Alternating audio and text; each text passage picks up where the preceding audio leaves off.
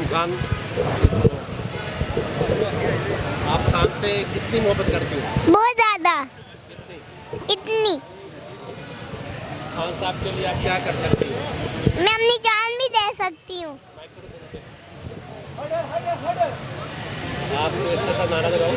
इमरान खान आई आई, मैं इनके पापा इम्पोर्टेंट वुमेन, पाकिस्तान पाकिस्तान का सबसे बड़ा चोर कौन सा है? नाशीश नाशीश। नवाज शरीफ। आप इम्पोर्टेड हुकूमत को क्या पैगाम देना चाहते हो? हमारी जान छोड़ो, भाग जाओ यहाँ से, भाग जाओ, किसी और दुनिया का सर खाओ। वो क्यों? क्योंकि वो हर वक्त हमें तंग करते हैं, कह रहे हमने इमरान खान को पकड़ लिया, हमने इमरान खान को पकड़ लिया, हर वक्त हमें तंग करते हैं। अगर खान साहब को उन्होंने पकड़ लिया फिर?